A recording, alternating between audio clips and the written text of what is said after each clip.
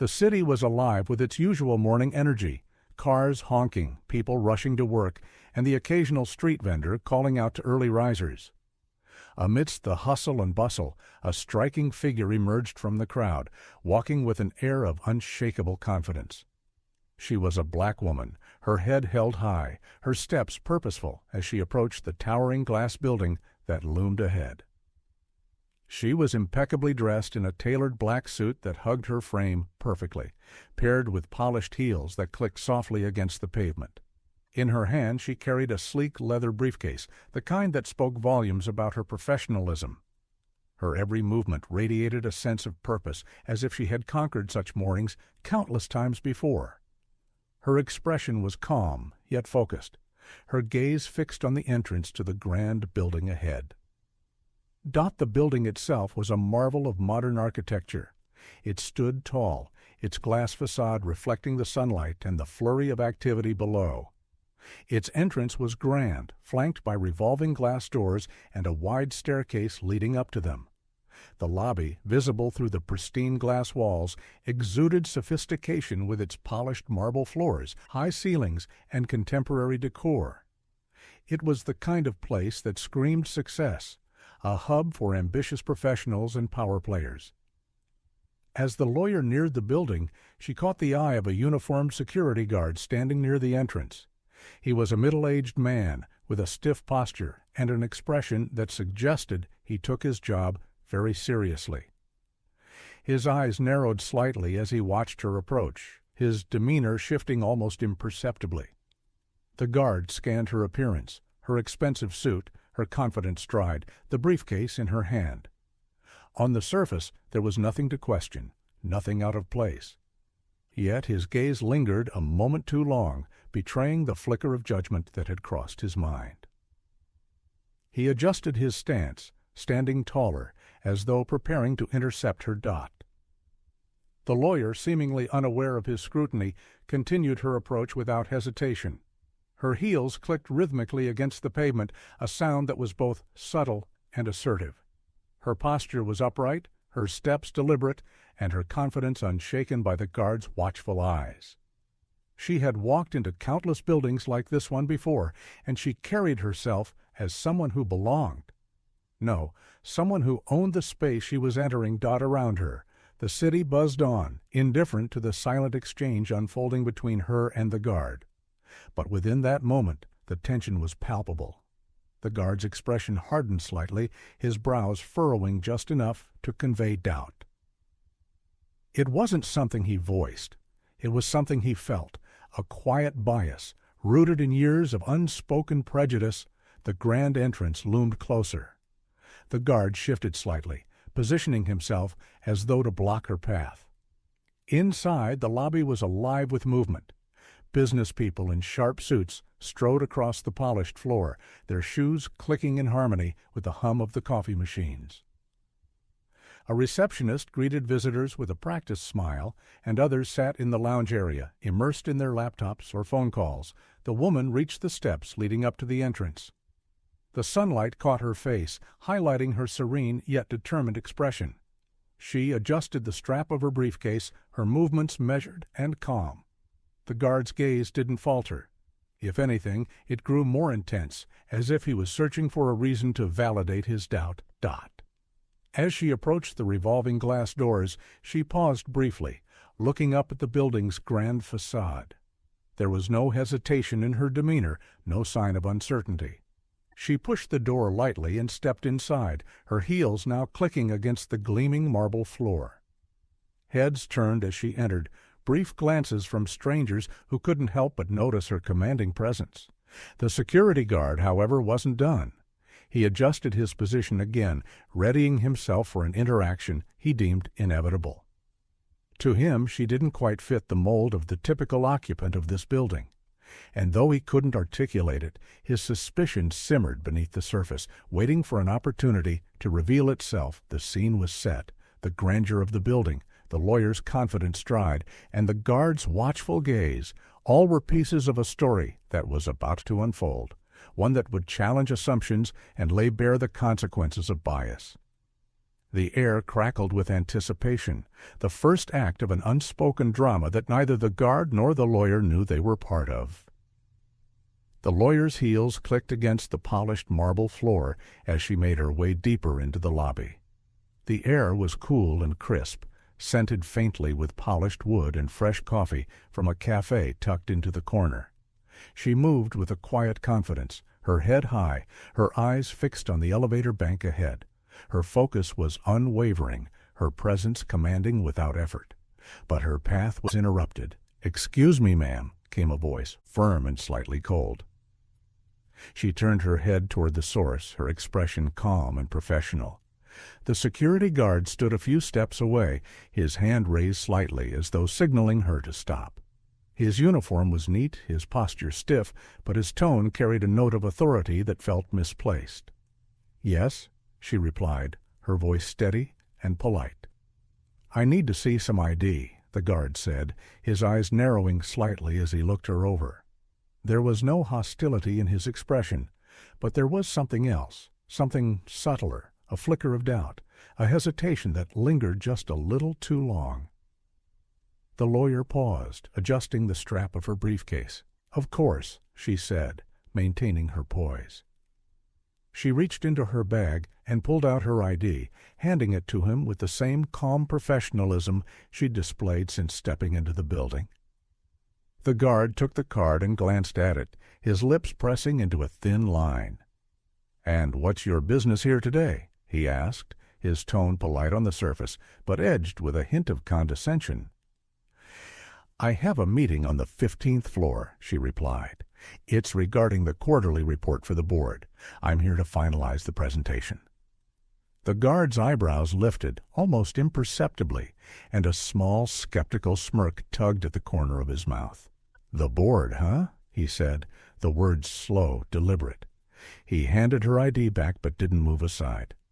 "That's interesting." She accepted the card without flinching, sliding it neatly back into her bag. Her composure remained unshaken. "Yes, the board," she repeated, her tone firm but not aggressive. "If you'd like, I can provide the name of the person I'm meeting with." The guard crossed his arms, the motion casual but clearly intended to establish control of the situation. "No need," he said, though his words implied otherwise.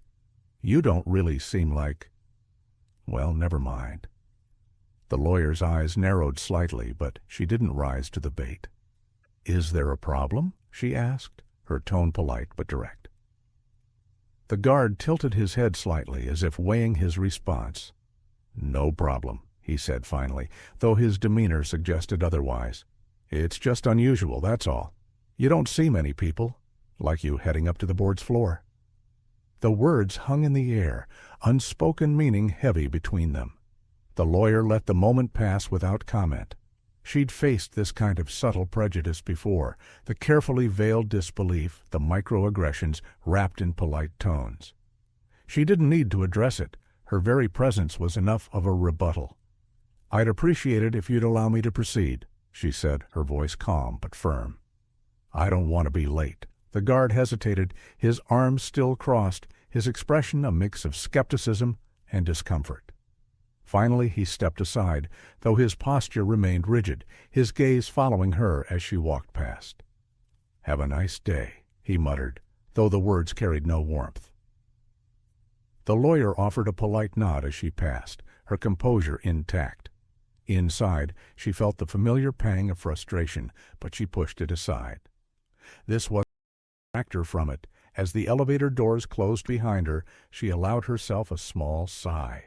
The interaction had been unpleasant but unsurprising. What mattered now was what lay ahead, the meeting, the presentation, the work that defined her. She straightened her shoulders and focused on the task at hand, leaving the encounter behind her. The elevator dinged softly as the lawyer prepared to step inside, but before she could, the security guard's voice interrupted her once again. "Hold on a second," he called out, his tone sharper this time. The lawyer turned, her expression calm but questioning. "Yes?" she asked evenly, though a flicker of frustration touched her features. The guard approached, his brow furrowed, his eyes scanning her as though searching for something to justify his growing suspicion. "I just need to double-check," he said, his voice dripping with unnecessary authority. "You said you have a meeting on the 15th floor, right?" "That's correct," she replied, maintaining her composure. "And you're here for the board?" he pressed, his emphasis on the word board loaded with disbelief. "Yes," she confirmed, her voice steady. He folded his arms again, his stance confrontational. "I just find it a little unusual," he began, his words slow, deliberate, "that someone like you would have business with the board. You sure you're not lost?" The lawyer blinked, the comment landing like a slap, though her expression betrayed nothing. "I'm certain," she said firmly. The tension in the air was palpable now. A few people in the lobby had begun to notice the exchange, their glances discreet but curious. No one stepped forward to intervene, but the discomfort on their faces was evident. The lawyer took a slow breath, steadying herself. "I've already provided my ID and explained my purpose here," she said, her tone professional. "Is there something else you need from me, or may I proceed?" The guard hesitated, his lips pressing into a thin line. "You know," he said, his voice lowering slightly but losing none of its condescension, "we have a lot of rules around here. Can't just let anyone waltz in, no matter how put together they look." The insinuation was clear, and it drew a flicker of emotion across the lawyer's face, an almost imperceptible tightening of her jaw. She straightened her posture, looking him directly in the eye. "I'm fully aware of the rules," she said, her voice calm but with an edge of steel. "And I'm following them. Now, if you have a specific reason to question my presence here, I'd like to hear it." The guard faltered for a moment, his confidence wavering under her unwavering gaze, but he quickly recovered, doubling down. "It's not personal," he said with a shrug, though his tone suggested otherwise. "It's just my job to make sure everything checks out. We can't have people slipping through the cracks, you know?" She raised an eyebrow. "Slipping through the cracks?" she repeated, her voice measured dot. He shifted awkwardly but didn't back down. "You never know," he muttered. "Things aren't always what they seem." By now the interaction had drawn the attention of several people in the lobby. A man in a gray suit glanced up from his laptop, his brow furrowed. A pair of women near the reception desk exchanged uneasy looks. The receptionist herself glanced nervously in the direction of the guard, clearly aware of the escalating tension, but unsure whether to step in. The lawyer noticed the growing audience, but chose not to acknowledge it. Instead, she focused on the guard, her voice calm but firm. "If you're implying that I don't belong here, I assure you you're mistaken," she said. "I've provided my credentials, and I've explained my purpose. There's nothing more to discuss." The guard's jaw tightened. He opened his mouth as if to respond, but hesitated. The weight of the bystanders' gazes was beginning to make itself felt, though he still refused to relent. "I'm just saying," he muttered, his tone defensive now. "It's unusual, that's all. Most of the people I see going to the board meetings, well, they're not exactly like you." The lawyer took a steadying breath.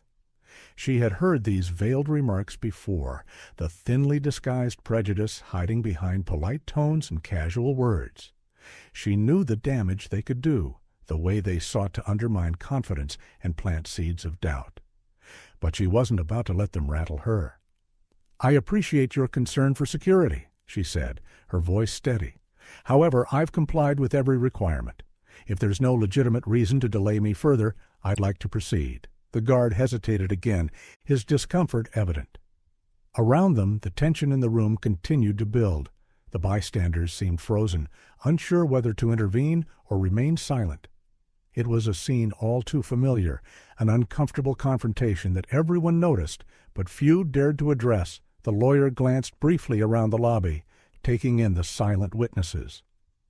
Then she returned her gaze to the guard, her expression calm but resolute. "I'm not going to argue with you," she said firmly. "If you still have concerns, I suggest you contact someone on the 15th floor to verify my appointment." The guard shifted his weight, clearly conflicted. His authority had been challenged, but he had no real reason to continue obstructing her. The murmurs of the bystanders seemed to grow louder in his mind, though no one spoke a word. After a moment he stepped back, his expression sullen. "Fine," he muttered.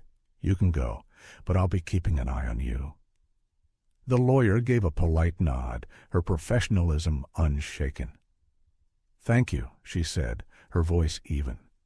Without another word, she turned and stepped into the waiting elevator. As the doors closed behind her, the tension in the lobby began to dissipate, but the air was still thick with the unspoken implications of what had just transpired. For those who had witnessed the exchange, it was a stark reminder of the quiet injustices that played out in everyday moments. The lawyer, however, refused to let it weigh her down. She straightened her shoulders, her resolve stronger than ever. She had faced far worse than a prejudiced security guard, and she wasn't about to let him distract her from the task ahead. The elevator doors were moments from closing when a sudden voice rang out across the lobby. "Wait! Hold that elevator!" The lawyer instinctively reached out and pressed the open door button. The doors slid back with a soft chime, revealing a tall man in a tailored navy suit striding quickly toward her. His presence exuded authority, his movements brisk yet controlled. "Thank you," he said, stepping inside and offering her a brief nod. He glanced at her briefly, his sharp eyes catching on the details, her professional attire, her poised demeanor. For a moment he looked as though he were trying to place her face. Just as the doors began to close again, the security guard's voice cut through the air.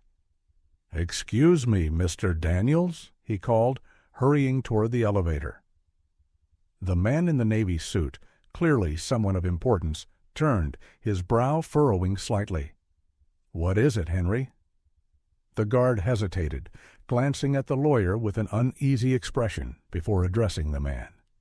"I was just, double-checking," he said, his voice faltering slightly under the weight of Mr. Daniels's gaze. "This lady said she has a meeting on the 15th floor, but, I wasn't sure if—" Mr. Daniels' eyes widened slightly, and then a flicker of recognition crossed his face. He turned back to the lawyer, his expression shifting to one of deference. "Dr. Morgan," he said, his tone warm and respectful. "I didn't realize you were here already. We weren't expecting you for another 20 minutes. The security guard froze, his face blanching as the name sank in. Dr. Morgan. The name carried weight, authority, and an unmistakable significance that suddenly made his earlier behavior feel embarrassingly out of place. The lawyer, Dr. Morgan, offered a polite smile, her composure unshaken despite the unfolding drama.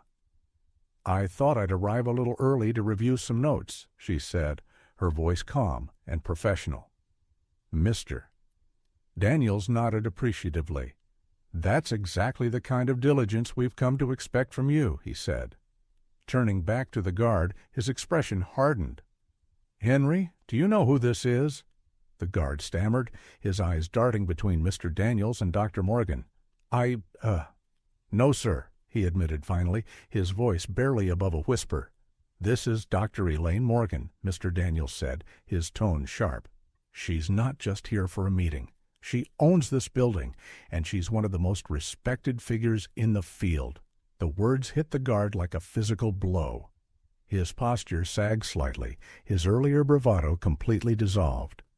I didn't know," he muttered, his voice thick with regret. "You didn't know because you didn't bother to find out," Mr. Daniels replied curtly. "Your job is to provide security, not to make assumptions about who belongs here." The lawyer raised a hand, her expression serene. "It's all right," she said gently. "There's no need to make a scene." Mr. Daniels hesitated, clearly still frustrated, but he nodded. "Of course, Dr. Morgan," he said. The guard looked at her, his face flushed with embarrassment. I'm sorry," he said, his voice trembling slightly. "I didn't mean to." Dr. Morgan held up a hand, stopping him mid-sentence. "I appreciate your apology," she said, her voice calm but firm. "I understand that mistakes happen. But it's important to remember that everyone deserves to be treated with respect, regardless of their appearance or your assumptions about them. Her words hung in the air, heavy with meaning. The guard nodded slowly, unable to meet her gaze. Minster, Daniels gestured toward the elevator. "Dr. Morgan, if you're ready, I'll accompany you upstairs," he said. She nodded, stepping fully into the elevator.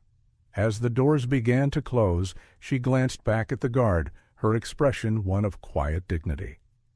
She said nothing more, but her gaze conveyed everything: the disappointment, the grace, the unshakable confidence of someone who knew their worth. The elevator ascended in silence for a few moments before Mr. Daniels spoke. "I apologize for that," he said, his tone genuinely contrite. "We'll make sure it doesn't happen again." Dr. Morgan gave him a small smile. "It's not the first time," she said simply, "and I doubt it will be the last. But thank you for addressing it."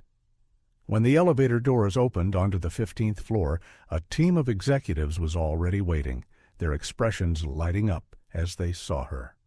She stepped out, her presence commanding the room as naturally as the sun commands the day. The security guard, now alone in the lobby, stood rooted to the spot. The weight of his mistake lingered in the silence, a stark reminder of the dangers of prejudice and the importance of humility. The elevator doors closed with a soft chime, but the weight of the moment lingered heavily in the lobby. Dr. Morgan's words had been calm, yet carried a quiet authority, like a steady tide washing over the room. The security guard, Henry, stood frozen in place, his shoulders hunched and his face pale with embarrassment. Moments later, Dr. Morgan emerged from the elevator, accompanied by Mr. Daniels. Her confident stride carried her toward the lobby once more, and the bustling activity seemed to pause as heads turned to watch. It wasn't the power she exuded that silenced the room. It was her poise, her grace, and the way she moved as if she owned not just the building, but the respect of everyone in it. Henry straightened as she approached, his hat clutched tightly in his hands. He looked smaller now, not because of her stature, but because of the weight of his own realization. His earlier assumptions, his dismissive tone, they all echoed in his mind like a harsh reprimand. "Dr. Morgan," he stammered as she drew near, his voice low and hesitant. I want to apologize. My behavior was uncalled for. I didn't mean to—" He paused, his words faltering under her steady gaze. "I didn't mean to treat you unfairly." Dr. Morgan stopped in front of him, her expression calm but firm. She didn't rush to respond, allowing the silence to settle, giving the moment its full weight. When she finally spoke, her voice was measured, carrying an unmistakable strength. "Henry," she began, her tone devoid of anger, "I appreciate your apology, but what happened here today is a reflection of something much larger than either of us. It's not just about how you treated me, it's about how we treat people in general. Judging someone based on their appearance or your assumptions about them is not only unfair, it's harmful." Her words hung in the air, resonating with everyone within earshot. She didn't raise her voice, yet it carried across the room like a bell, clear and purposeful.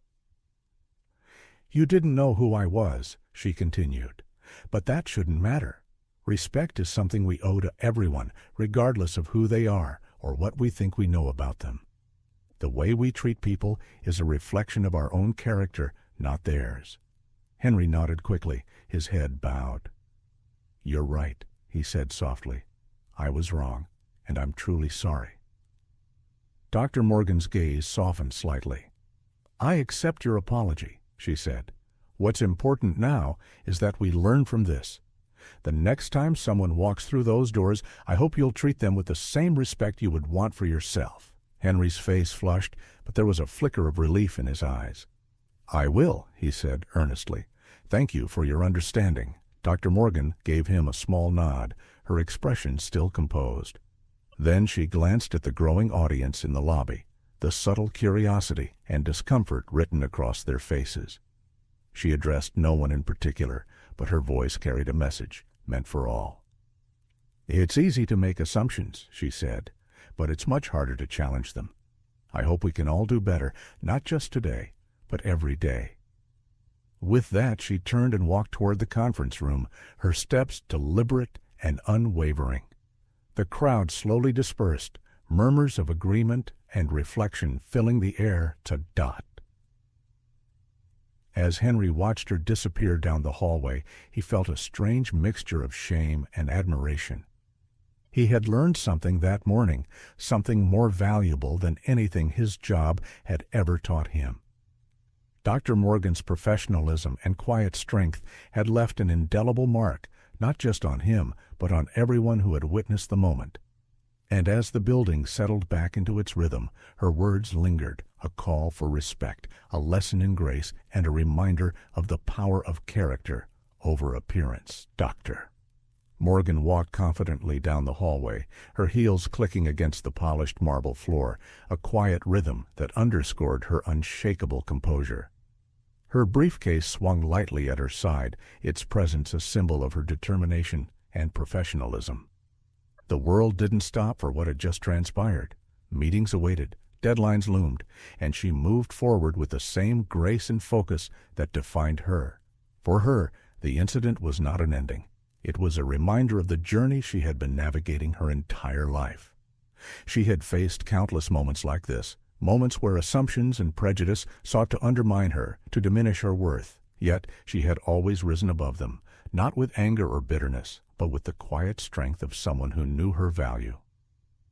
As she stepped into the conference room, heads turned to greet her. Colleagues and executives offered warm smiles and respectful nods, their regard for her evident in every glance. Dr. Morgan greeted them with the same poise she had carried through the morning, ready to tackle the challenges ahead. Meanwhile, back in the lobby, the air remained heavy with reflection. The guard, Henry, stood silently at his post, his expression contemplative. His earlier assumptions now felt glaringly obvious, his actions a harsh lesson in the dangers of prejudice. Around him, those who had witnessed the exchange went about their business, but their expressions hinted at deeper thoughts, a collective awareness of the subtle ways bias could shape interactions. The screen fades to black as a soft narration begins. We live in a world shaped by assumptions. Too often, we judge people not by who they are, but by who we believe them to be. These judgments, small as they may seem, carry weight. They can harm, they can divide, and they can perpetuate the very injustices we claim to stand against. How do you see the world, and how does the world see you? The story you just witnessed is not unique.